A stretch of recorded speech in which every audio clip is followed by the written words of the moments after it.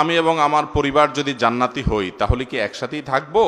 যদি থাকি তবে কি সেটা অল্প সময় নাকি স্থায়ী? কোনো স্বামী স্ত্রী বা সন্তান এবং বাবা মা পরস্পরের সাথে জান্নাতে থাকবে কিনা এটা নির্ভর করে যে উভয়ে জান্নাতে যাওয়ার মতো আমল করেছে কিনা। ফেরাউন জাহান্নামে যাওয়ার আমল করেছে, সে জাহান্নামে যাবে। ফেরাউনের স্ত্রী আসিয়া জান্নাতে যাওয়ার আমল করেছেন, এজন্য তিনি কোথায় যাবেন? কোরআনে আল্লাহ তাআলা উভয়ের ঘোষণা আমাদেরকে জানিয়ে দিয়েছে, ঠিক না? ঠিক। নূহ আলাইহিস সালাম এবং লূত আলাইহিস সালাম দুজন আল্লাহর নবী, তারা আল্লাহর নবী ছিলেন, তারা জান্নাতে যাবেন। তাদের স্ত্রী তাদের প্রতি ঈমান আনে নাই, তারা জাহান্নামে যাবে। অতএব স্বামী স্ত্রী একজন জান্নাতে গেলে বাই ডিফল্ট আরেকজন জান্নাতে যাবে, ব্যাপারটা এরকম না।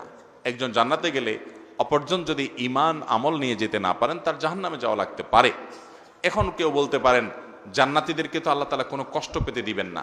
জান্নাত আজা কে আজারে নাবাসত কাসেরা বা কাসে কারে নাবাসত, সেখানে তো কোনো কষ্ট হবে না, মানসিক শান্তি থাকবে। এখন কোন নারী জান্নাতে গেলেন, তার স্বামী তার গুনাহের কারণে জাহান্নামে গেলেন, বা কোনো স্বামী জান্নাতে গেলেন, তার স্ত্রী গুনাহের কারণে জাহান্নামে গেলেন, তাহলে তিনি মনে কষ্ট পাবেন না? স্ত্রীকে স্বামীকে মিস করবেন না? এর উত্তর হলো, যখন কেউ জাহান্নামী হবে আল্লাহ রাব্বুল আলামিন তার সঙ্গীর অন্তর থেকে তাকে মুছে দিবেন। হয়তো যে কোনোভাবে তার যাতে কষ্ট না হয় সেই ব্যবস্থা আল্লাহ তাআলা নেবেন। দুনিয়ার এই জীবনটাকে আখিরাতের আলমুল গায়েবের জীবনের সাথে, অদৃশ্যের জীবনের সাথে হুবহু একই মনে করা এটা সঠিক নয়, এটা বোকামি। বরং আমরা এখানে যেমনটা চিন্তা করি সেটা একরকম নাও হতে পারে।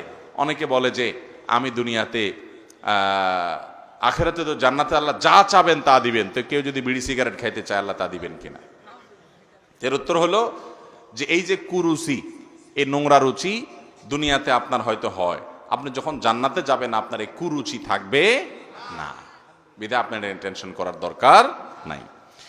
পিতা যদি মৃত্যুর আগে কোনো সন্তানকে আলাদা করে কোনো সম্পত্তি দেওয়ার ওসিয়ত করে যান, তবে সে ওসিয়ত মানা যাবে কি না, নাকি ইসলামী শরীয়ত মতে সমান ভাগে ভাগ করতে হবে? কোনো পিতা যদি জীবদ্দশা ওসিয়ত করে যান যে আমার অমুক ছেলেটাকে তোমরা ওই জমিটা দিয়ে দিবা, বাকিগুলা ভাগ করবা, অমুক মেয়েকে দিবা, বাকিগুলা ভাগ করবা, এরকম যদি ওসিয়ত করে যায় তাহলে সে ওসিয়ত গ্রহণযোগ্য হবে না।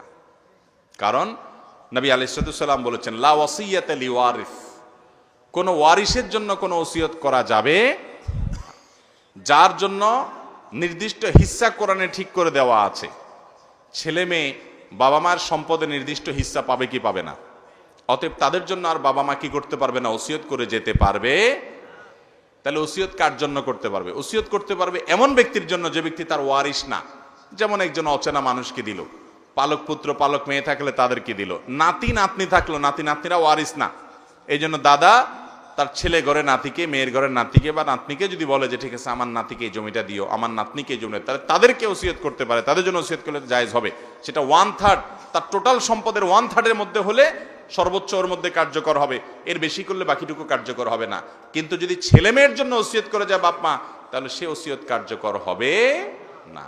অনেক সময় আমরা জায়েজ না জায়েজ দেখি না, আল্লাহ তাআলার আদেশ দেখি না, বাস ওসিয়ত করছে চোখ বন্ধ করে সেটা নিজের অধিকার মনে করি, এটা ভুল।